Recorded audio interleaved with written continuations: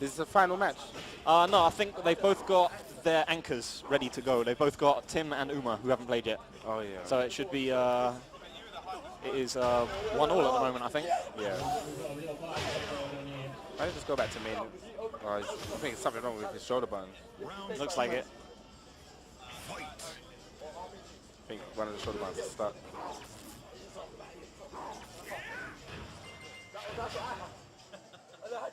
Right, so we've got Armor King versus Nina.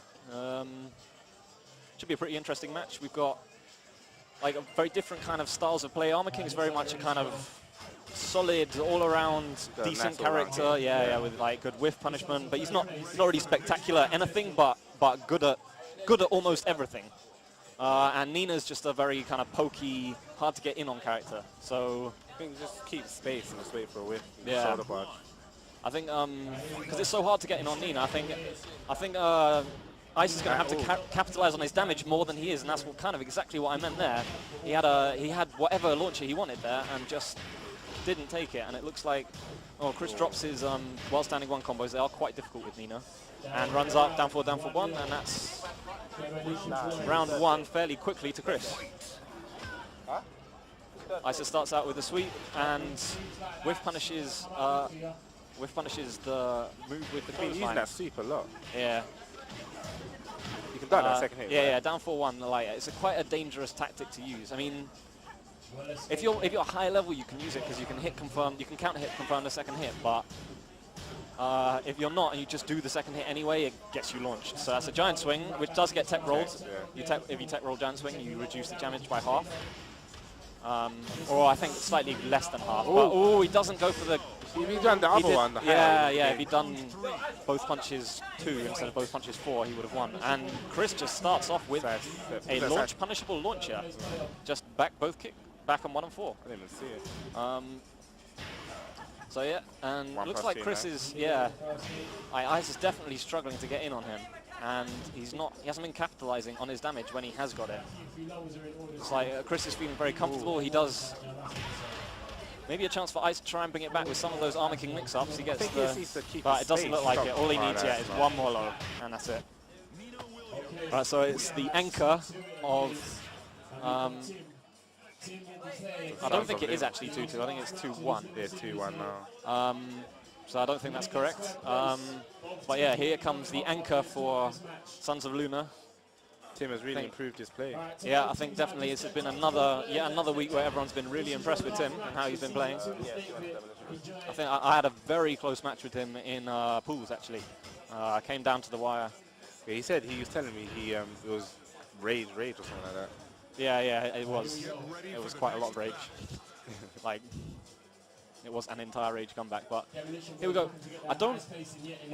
Tim has struggled with Nina in the past. I don't think Jin is a good matchup for Nina because he's all about safety and kind of poking, and she's just basically much too fast, much too evasive, and her moves aren't really vulnerable to parry because Jin only parries the first hit of moves, and all her stuff is kind of safe 2-hit strings. Like, her 1 and 4 is a classic example. If you parry the first hit, you just block the second hit, and it's exactly like you just blocked it.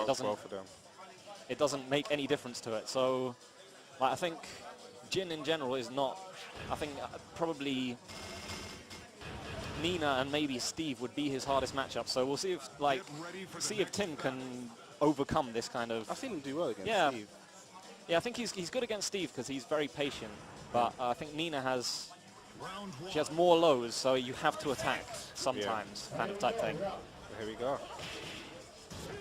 Back to it's pretty vital, I think, for Tim to get the life lead because he does not want to be chasing down Nina, and that's a great whiff punishment from him.